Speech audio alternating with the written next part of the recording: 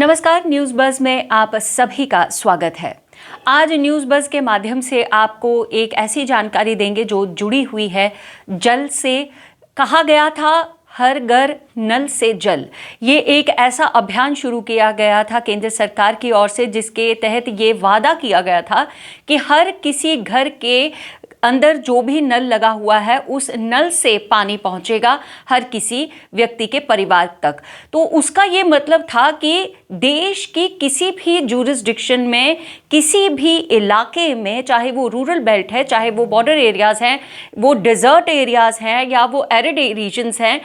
किसी भी तरह के क्षेत्र में पानी जो है आपके घर तक मुहैया करवाया जाएगा। अब उस समय जब ये बात शुरू की गई थी, ये जब इसके दावे किए जा रहे थे, जब ये नारा दिया गया था, तो तब कहीं ना कहीं ये प्रश्न चिन्ह में था कि किस तरह से हर घर के नल से जल आएगा। और इस बात को पूरा करने की एक कवायद जो है केंद्र सरकार की ओर से हुई और उसकी पहल में कई ऐसी परियोजनाओं का संचार किया गया जिनके माध्यम से लोगों को पहले जागरूक किया गया कि इस तरह अगर आप करेंगे तो उसमें आपका पानी जो है वो कहीं ना कहीं बचेगा। और दूसरी ओर कराए गए कुछ सर्वेक्षण जहां पर ढूंढे गए ऐसे इलाके जहां पर अभी भी ग्राउंड वाटर लेवल में बहुत ज़्यादा तादाद है, लेकिन हम उसे बाहर निकालें इस तरीके से कि उसका जो संरक्षण है वो भी साथ साथ होता रहे और उसका रिजर्व जो है वो भी साथ साथ में बनता रहे। अब ये जो दो पहलू थे, इसमें जागरूकता अभियानों के तहत, जैसे आपने सुना होगा, जम्मू कश्मीर में भी ये अभियान काफ़ी चर्चित रहा है। रेन वाटर कंजर्वेशन को लेकर के कहा गया था catch the drops of rain. ये एक अभियान शुरू किया गया था जो आर्मी के द्वारा शुरू किया गया था और धीरे धीरे इसे सामाजिक संगठन जो है उन्होंने भी प्रोत्साहन दिया और ये बड़े पैमाने पर कश्मीर के और जम्मू दोनों संभागों के रूरल बेल्ट्स जो हैं वहाँ पर ये कैच द रेन ड्रॉप्स का एक अभियान चला गया और उस अभियान के तहत ये लोगों को जागरूक किया गया कि किस तरह से आप रेन वाटर हार्वेस्टिंग करते हैं, किस तरह से आप बारिश के पानी को इकट्ठा करके उसे रिसाइकल करके घर के अंदर ही उसे कैसे रीयूज़ किया जा सकता है, किन किन उपकरणों का इसमें इस्तेमाल होता है और ऐसे उपकरण सुझाए गए जो कि आपको घर पर इजीली अवेलेबल होंगे। अब ये जो ड्रॉपलेट्स कैच करने की बात थी ये तो खैर लोगों तक पहुंच गई, जन जन तक पहुंच गई, लेकिन अभी भी इसका एक औपचारिक ऐलान जो है, क्योंकि मैंने आपसे पहले ही कहा कि ये अभियान जो है ये सेना के द्वारा शुरू किया गया था, लेकिन अब इस अभियान को, इसकी जागरूकता और इसके फैलते हुए पैमाने को, इसके जागरूकता के स्टेटस को देख करके ये सोचा गया है कि इसे अब बाकायदा पूरे देश में बाकी खित्तों में भी इस्तेमाल किया जाएगा और शुरू किया जाएगा। अब ये जो सिलसिला है कैच द रेन ड्रॉप्स का, ये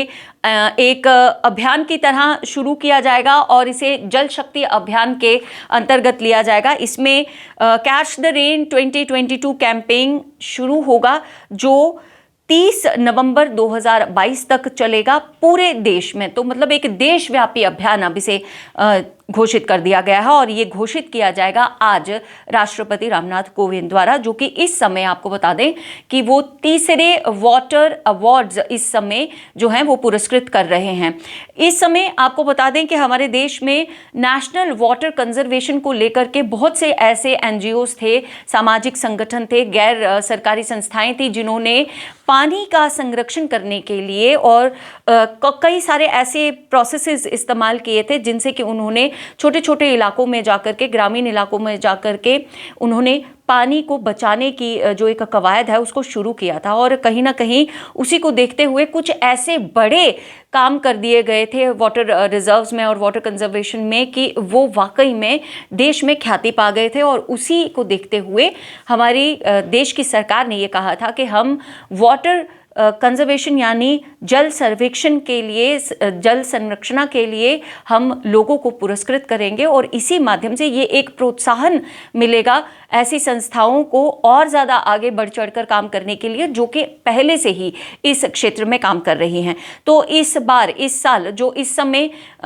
राष्ट्रपति रामनाथ कोविंद पुरस्कार दे रहे हैं, वो तीसरे वाटर अवार्ड्स हैं जो कि आज चल रहे हैं इस समय राजभवन में। और इन पुरस्कारों में आपको बता दें कि उत्तर प्रदेश, राजस्थान और तमिलनाडु जो हैं, ये इन्होंने पहला, दूसरा और तीसरा स्थान जो है अर्जित किया है। तो उत्तर प्रदेश में सबसे अच्छा जल संरक्षण हुआ है और वहाँ ये माना जा रहा है, जो ताज़ा सूची बनी हुई है उसके माध्यम से ये कहा जा रहा है कि जल संरक्षण अभियान जो था वो सबसे ज़्यादा उत्तर प्रदेश में देखने को मिला और उत्तर प्रदेश में लगभग हर घर के नल से जल इस समय उपलब्ध है। तो इसी कैटेगरी में अब जम्मू कश्मीर कितने साल लगाता है इस कैटेगरी तक पहुंचने के लिए, ये तो खैर आने वाला वक्त ही हमें बता सकेगा। लेकिन आपको इसके साथ एक और जानकारी ज़रूर देंगे कि हमारे जम्मू कश्मीर के ही एक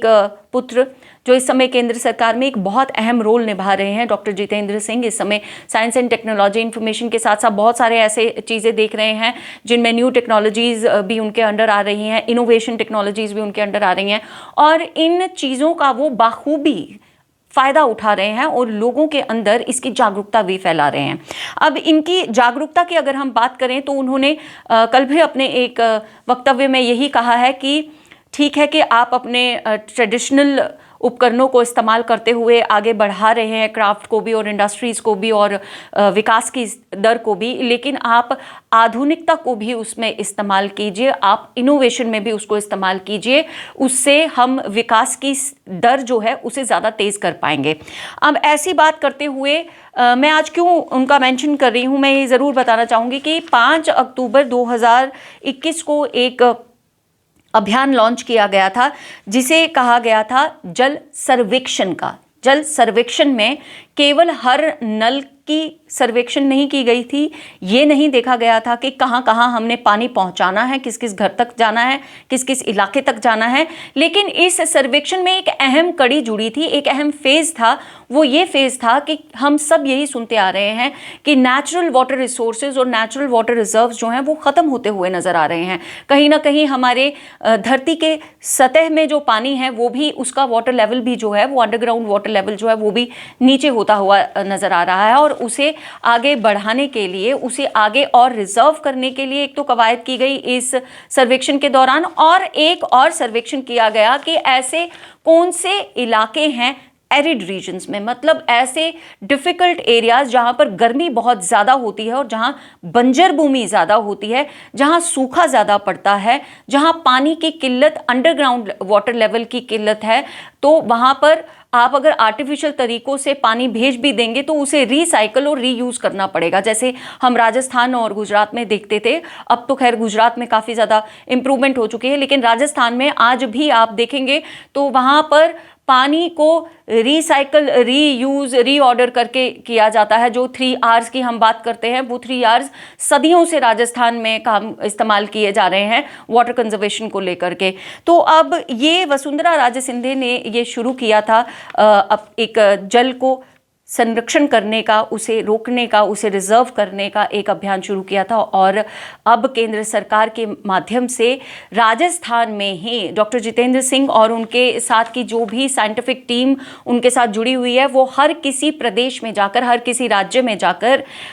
आधुनिक उपकरणों के साथ और हेलीग्राफिंग मैपिंग के साथ सर्वे कर रहे हैं कि कहाँ ऐसे क्षेत्र हैं डिज़र्ट एरियाज़ में, एरिड रीजन्स में, जहाँ पर हमें धरती के सतह के अंदर ही पानी का एक रिजर्व मिल सके। और आपको ये बता दें कि इसके बारे में उन्होंने कल ही एक अपने ट्विटर हैंडल पर एक वीडियो भी जारी किया है जो राजस्थान का वीडियो है और उसमें ये दिखाया गया है कि किस तरह से नई टेक्नोलॉजी को, साइंटिफिक टेक्नोलॉजी को इस तरह के कार्य में उपयोग किया जा रहा है। अब इसमें बढ़ाई केवल एक मिनिस्टर की ना होगी, लेकिन इसमें बढ़ाई हर उस व्यक्ति की होगी, हर उस वैज्ञानिक की होगी जो इस सर्वेक्षण के साथ में जुड़ा हुआ है, चाहे वो हेलीकॉप्टर चलाने वाला पायलट है या उस हेलीकॉप्टर को दिशा निर्देश देने वाला एग्जीक्यूटर जो ग्राउंड लेवल से उन्हें बता रहा है आपको कहाँ रुकना है और कहाँ से आपको सर्वेक्षण करना है। अब इसमें जो राडार्स यूज़ किए गए हैं, वो राडार्स जिन्होंने बनाए हैं उन वैज्ञानिकों की भी तुलना करना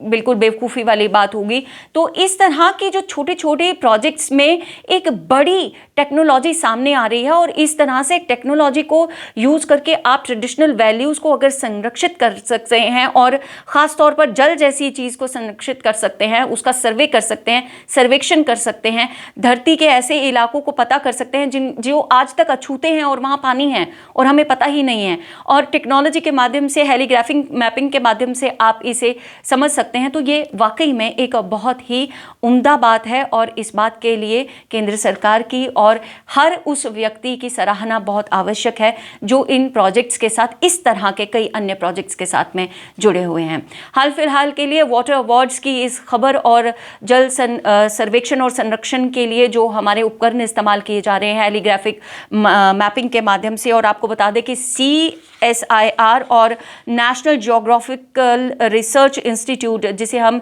नगरी यानी NGRI के नाम से जानते हैं, ये high resolution aquifer mapping and management के माध्यम से पंजाब, हरियाणा, गुजरात, राजस्थान यानी नॉर्थ वेस्टर्न इंडिया के जितने भी इलाके हैं वहां पर जमीन की सतह के अंदर कहां कहां पर वाटर रिजर्व्स हैं जो अभी तक अछूते हैं, उनका सर्वेक्षण कर रहे हैं। इसी खबर के साथ न्यूज़ बज़ के अगले अंक में आपसे फिर करेंगे मुलाकात। आप तब तक रखिए अपना ख्याल। कमल और बिंदिया को दीजिए इजाजत। जय हिंद।